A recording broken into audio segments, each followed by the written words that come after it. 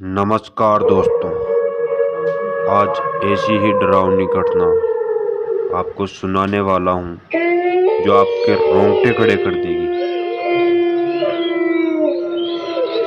एक सच्ची डरावनी दास्तान। उत्तराखंड की पहाड़ियों के बीच एक छोटा सा गांव था, मल्लाना गांव। सुबह की ठंडी धूप में यहाँ गांव स्वर्ग जैसा लगता था, लेकिन सूर्यास्त के बाद कोई भी घर से बाहर नहीं निकलता था। गांव के छोर पर एक पुरानी टूटी फूटी हवेली थी, जिसे लोग काली हवेली कहते थे।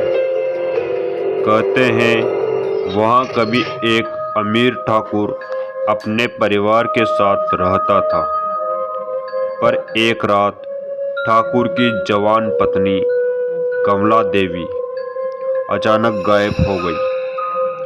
3 दिन बाद उसका जला हुआ शरीर हवेली के अंदर मिला। उसके बाद वहाँ अजीब आवाज़, औरतों की चीखें और बच्चों के रोने की ध्वनियाँ सुनाई देने लगी। पहला दिन गांव में हुआ ही था।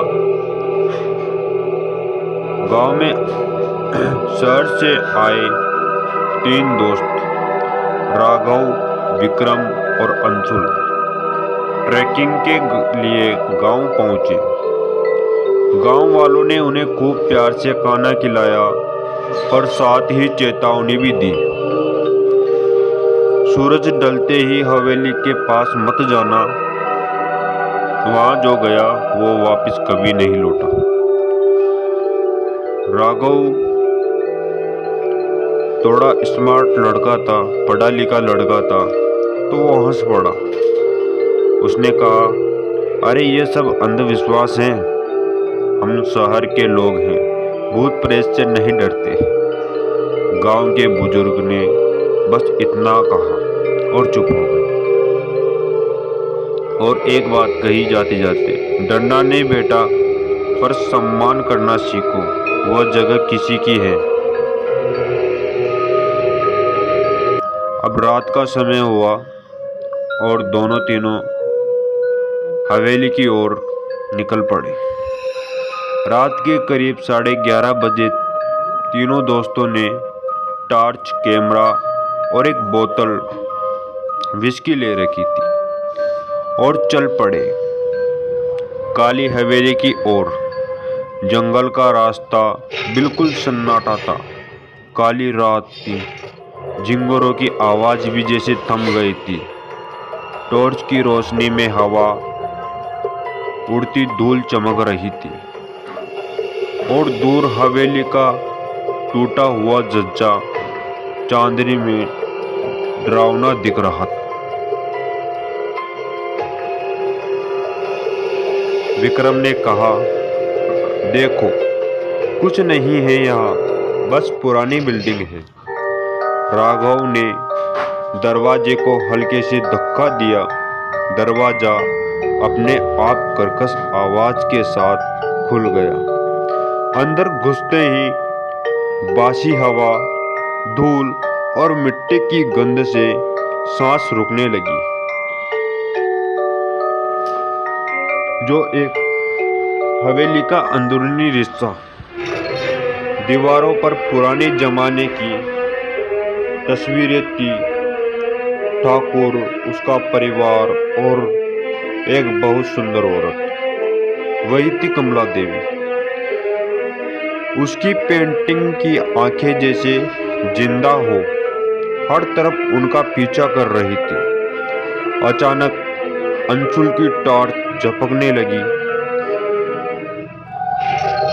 झपकती रोशनी में उन्होंने देखा कि झूला अपने आप हिल रहा था। किसी ने कहा, वो झूला नहीं कमला देवी का था, वो झूला ही कमला देवी का था। और फिर धीमी सिसकियां सुनाई दी, कौन मेरे घर में आया है। तीनों के पैरों तले जमीन खिसक गई।